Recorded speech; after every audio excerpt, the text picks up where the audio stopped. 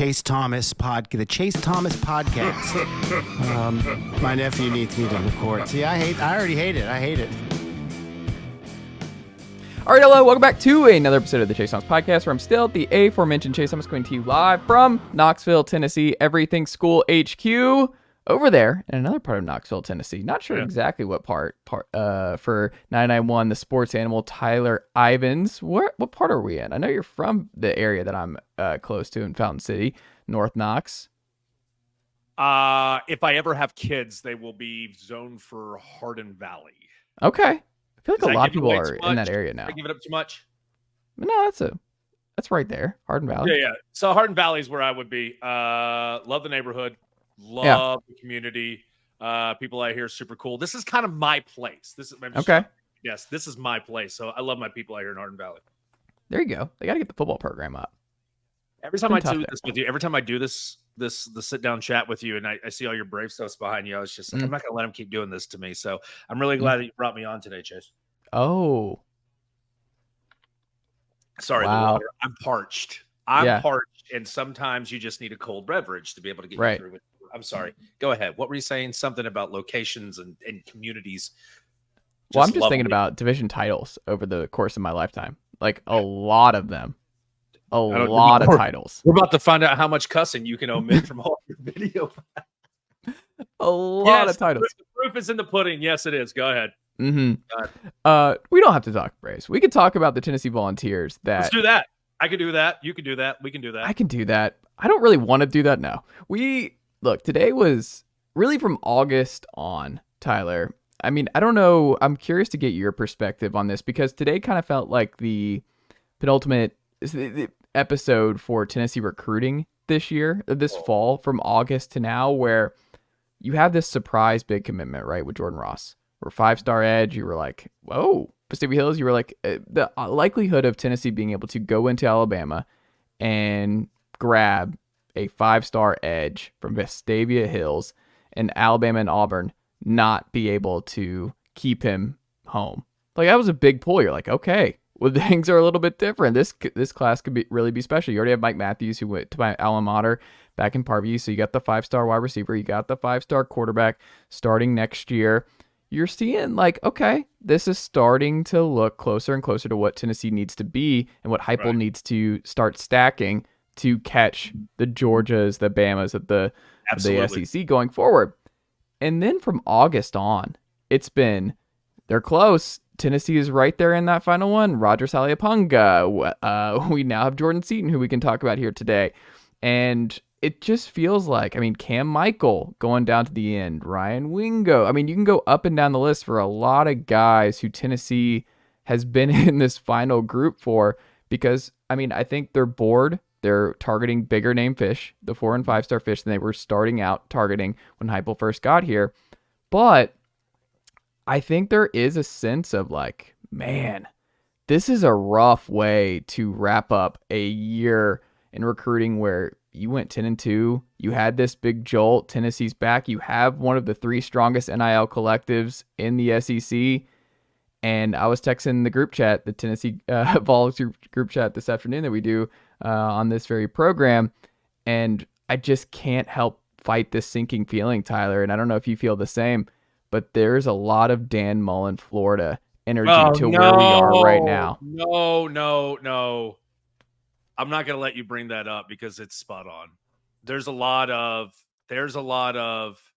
yeah, you couldn't be more right. Because the whole time you were going through that, I was like, yeah, he laid that out. That makes a lot of sense. That makes a lot of sense.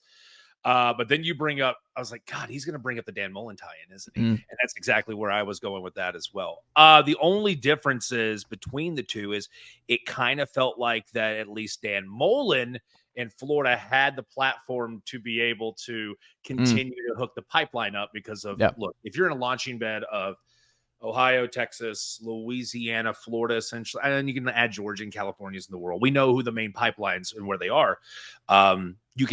Tennessee doesn't have those same royalties is what I'm getting at. Eventually you can't keep being bridesmaids. You can't keep coming into the silver medal and the bronze medal platform and just expect that this is going to be okay.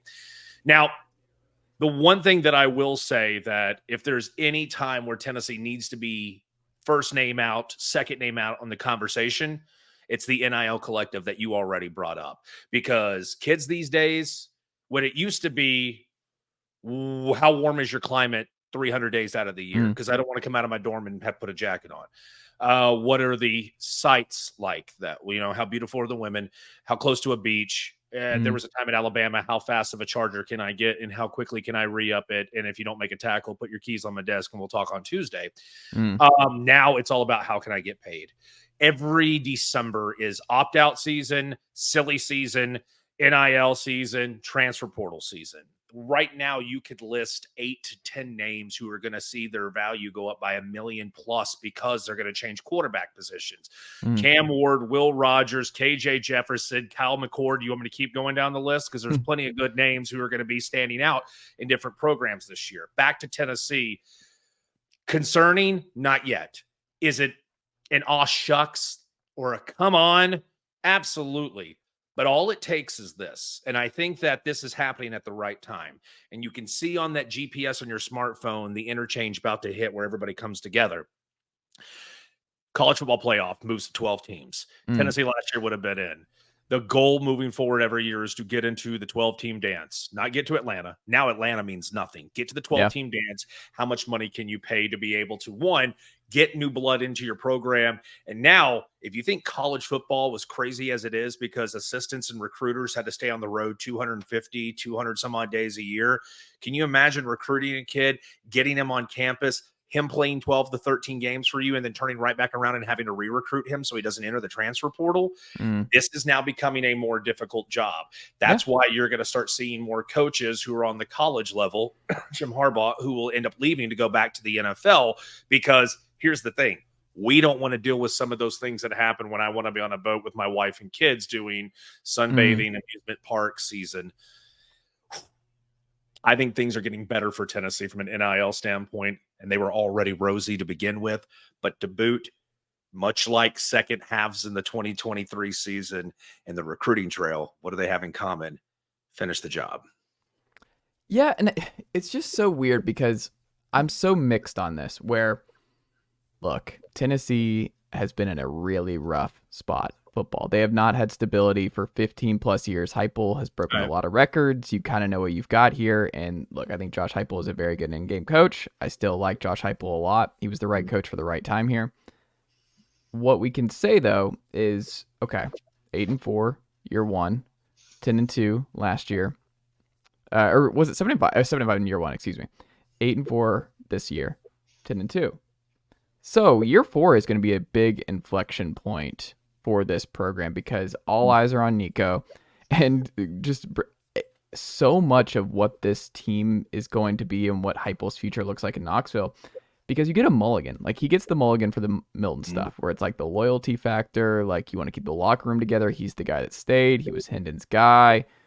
Look, he rode with him the whole year, didn't bring in a portal guy, didn't bring in any real competition to compete with Milton. Right. Let him develop Nico, build that strong bond to prepare Nico for next year. But it was rough. Like, this was a tough season. And I know on your end, Tyler, like week over week, we talk about the second half collapses and being right there, being up on Alabama 20-7 at one point. You have the disaster in Gainesville.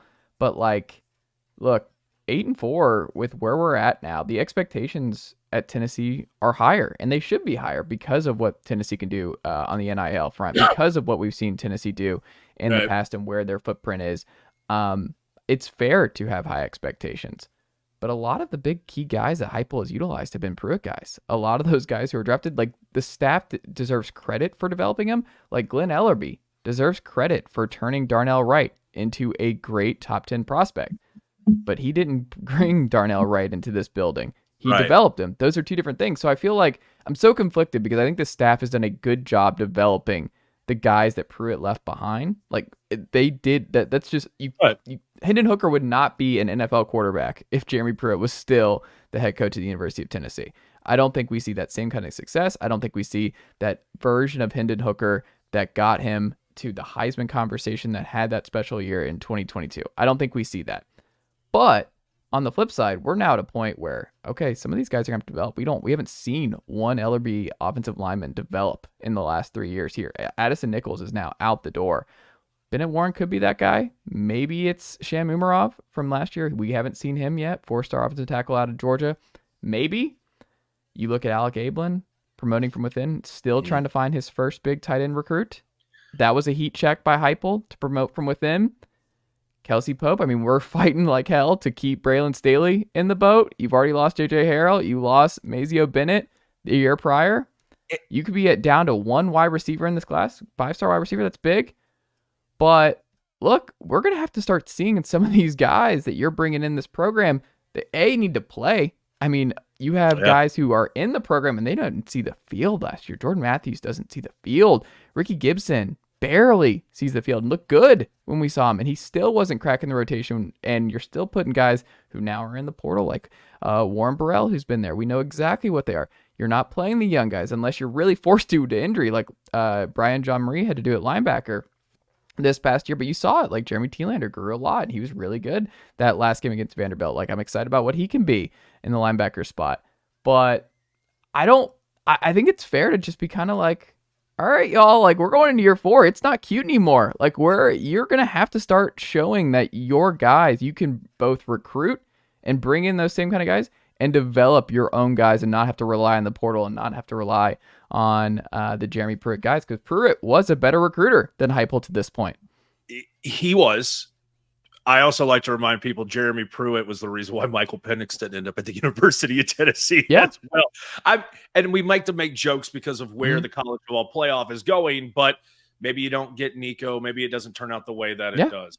Everything you brought up, I can't even have a discussion about it, because not only did you check a lot of boxes, but you also presented the arguments. There would be no rebuttal. I can't sensationalize. I wouldn't Stephen A. Smith anything that you just brought up. I think a lot of what has to do is there are some things that need to be kind of looked at. Here's the tail of the tape. He gets brought in, he being Heupel and his staff all together under one umbrella. Here's what they've accomplished. Here's what they need to do. One, can they get the talent? We're kind of seeing some of the 5 stars. We're seeing if they can get to the finish line. I'm going to put that as an incomplete right now, because I want to know, can they start restocking the shelf like Ohio State and USC and Bama and Georgia does year in and year out? Right now, they haven't been able to. I'm still willing to give them at least another year. I want to see how this 24-5 class ends up shaking up by the time by the February, the official done. Even though everybody looks at December as that early signing period, the real new signing period. Developing the talent. I think that the talent has been developed by people like Rodney Gardner, like people like Glenn Ellerby that you already brought up. I don't know where this program would be right now without Brian John Marie. Yeah. Every year, it seems, even year 1, when they were still transitioning Banks from the backfield over to the linebacker position, people were looking around going, you better have miracles or some type of onion powder you can put over whatever you're going to garbage pail tonight. And they were able to make it work. I think what you saw last year in comparison to this year is a really good point. In a weird way, the 11-2, 10-2 regular season, it really made people look at the University of Tennessee at, if everything happens perfectly, this is how a season can shake up, but you're still behind the 8 ball, like a measuring stick game we saw again this year with Georgia. This year, you could talk about so many of the things that happened in any game that was short. The inexcusable game against Missouri, second half adjustments against Bama, just pooping down your pants and your pea legs, everything you want to call it, comparisons to Florida. Georgia was just an X's and O's, or was just a Jimmy's and Joe's game. They have 5-star talent. You have 3.5-3/4 talent, some 4-star talent overall, and you were going to that game somewhat injured. So it was already a tall drink of water. And then those players that you were trying to have this chess match with, they didn't make it to the game because of the injuries. To your point, if Tennessee wants to get on this left lane blinker fast track to where tomorrow is, a 12-team college football playoff, a couple things need to happen. One, what did we just learn over the last 96 hours? Don't play a damn person with a pulse. Yeah. If I'm Danny White moving forward, okay, maybe you're not getting rid of NC State. That's a quick turnaround. I'm calling Nebraska up going, sorry. I'm calling up Syracuse. Sorry. Maybe if you want to say to yourself, okay, Oklahoma and Texas is enough to kind of get the party moving, But if I find out that in fact, and it seems the rumors are getting whispered louder and they are becoming to fruition, I think they're going to go to a 1-8 model eventually. And I think that Tennessee's one permanent opponent is going to be Vanderbilt. Yeah. I don't know if that's going to be really the, hey, look at what we have in our right hand so we can give to the committee to show off or show and tell. But what I think happens is in those years where you don't get Georgia, you don't get Florida and Alabama annually, maybe you find a way to sneak in Arizona, maybe Arizona State.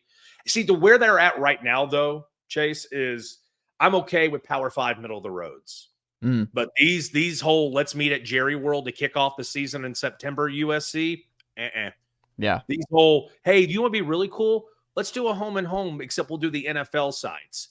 Are you cool with that? Wisconsin, you play at Green Bay, we'll play in Nashville, and we'll do Nope. You're not even. We might do a neutral site thing, but please keep me away from Charlotte, Atlanta, and Nashville. We might shake things up a little bit. You play your 8 opponents. You get your directional school if you think it'll be cool enough. Go 10-2. Who cares what Atlanta's? And then just find out if you get home field advantage and how many games it'll take for you to win a national championship. Yeah. What used to matter in today, Chase, to me, I think right now we're just going to find out who has the almighty dollar. You look at it today with Jordan Seaton. His final 3 were Tennessee, Oregon, Ohio State. I got $100 in my back pocket right now. This says Seaton's in the transfer portal by January 2026. I mean, he also just might not even pick Colorado. The fact that this is this confusing, what if he still ends up at Tennessee? Like, what if Boo talks him into still coming back to Tennessee? Like, I just don't think it's done. And then maybe it is, but everything about this recruitment screams this is not over until he signs his letter. Like, everything about this is just weird. Ever since Bryce Brown and Lane Kiffin, it's never over till the door shut. Yeah. So, I mean, we'll see. We'll see ultimately what happens, but I think it's fair to have a reasonable, like, you and I can have this Everything you're doing right now, Yeah. taking your temperature, completely fair. You are not being unrealistic. This is very much head above water. Honest questions. This is a great checkpoint conversation to have. Not unfair whatsoever. No, because I think a lot of fans look at this and they see, oh, but we're still 12th, 13th in the country. We're still in the blue chip ratio. But I'm like, you're now in the 7th. You're now falling.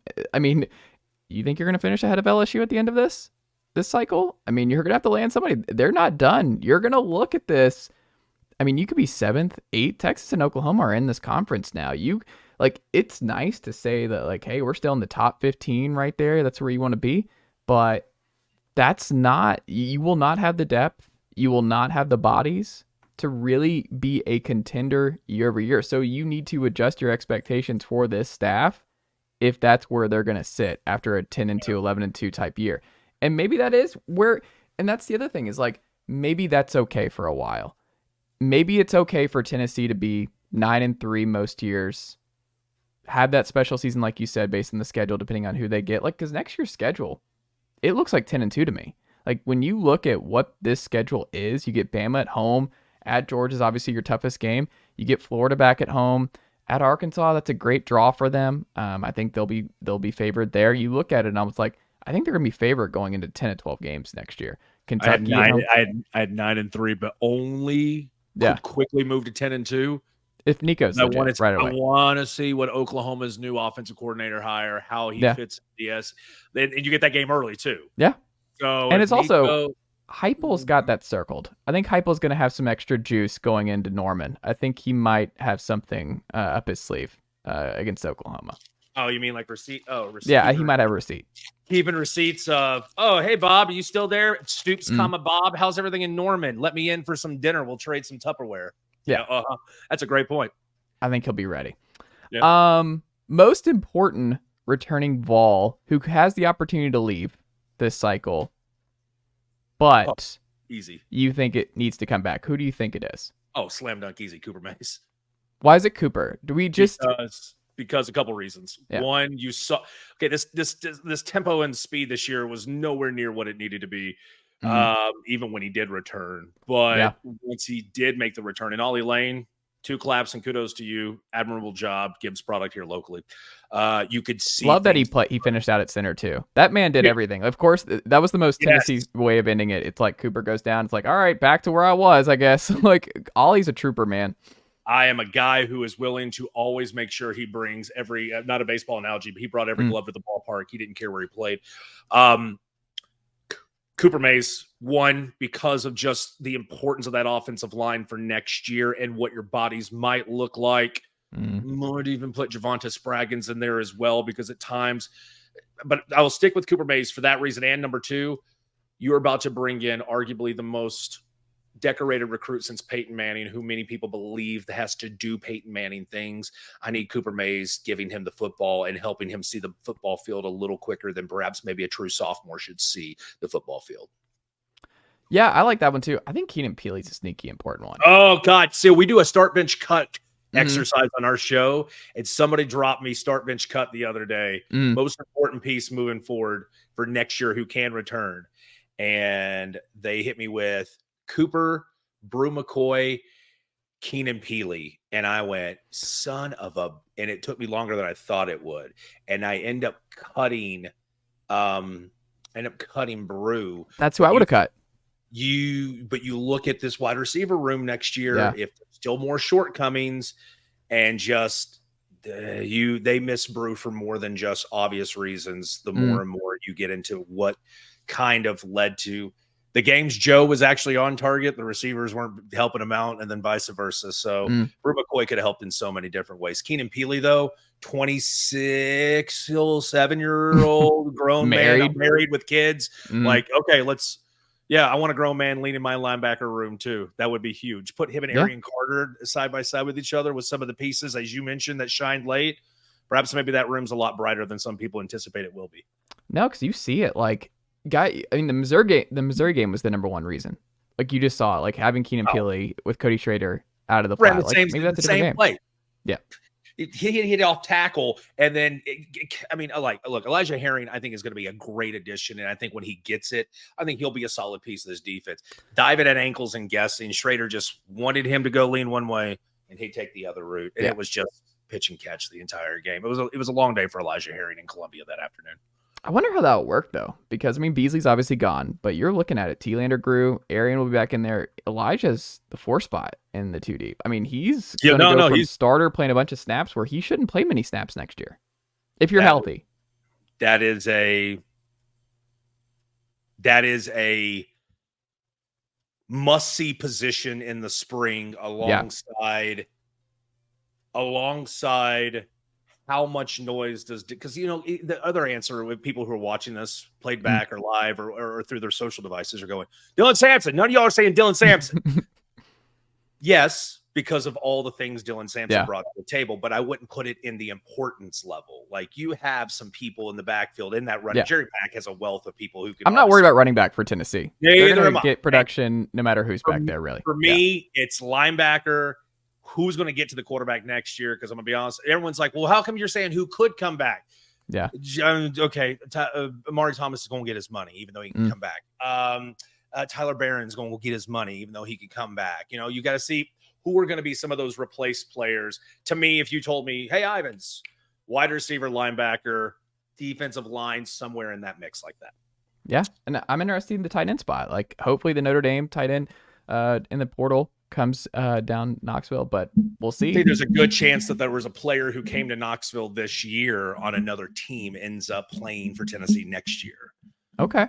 Go back and watch the film on go watch the Connecticut film. Okay. Why does his name escape me? I just talked about him last night. Yes, thank you, Mr. Jolly. Yeah. What, Christmas time, and that was the joke I kept making. Jolly. Big chance he'll be catching passes from Nico next year. There you go. What do I know? 2024 schedule. What does Heupel need to get to calm the fan base? When they look at the schedule and coming back from 8-4, what is the number you think callers to 991 next year? They'll be okay with a certain number. 9-3, they're okay. 9-3, they're fine.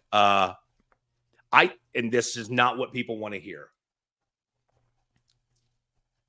But if you don't have last year, and immediately success, the bar is risen and set at a different level when you go 10-2. I think realistic fans, and Tennessee's got an intelligent fan base. I'm learning. I'm a Tennessee fan. I play a neutral party on the air. It's no secret to that. If it's real, it's real. I've never said blah, blah, blah. I look at it like this. Year 1, you were 7-5. Year 2 happened and it was incredible. Year 3, you go 8-4. Next year, you should go 9-3, because even though you did really well within a 10-2 season, recruiting wise, wins increase on the escalator, recruits increase on the escalator. If Nico shows that he can absolutely just go and blow, and he can be the next Hendon, and the completion percentages are through the roof, I think with the NIL money, the fans will sell out the stadium again. It'll be the hottest product in town. You go 9-3 next year. Get a feeling of what really the criteria is from this playoff committee, which, God, after what we learned Sunday, who the hell knows what they want anymore? Get a feeling for what the criteria is. 25, training wheels are off, bumpers are off, the gutters in the bowling alley. You got to compete for a national championship. I know some people would say it's a loser mentality. I'm a Jets fan. I'm a Mets fan. I'm an Islanders fan. Like, the lose. I get it. But realistically, with the NIL money and what the new world of college football is, Josh Heupel, by year 5, there are no excuses. Yeah. Here's who you have in place. Here's what you've done recruiting wise.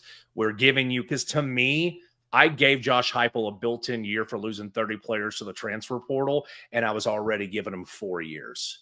So to me, year 5 is where I'm like, okay, now we got to talk about some things.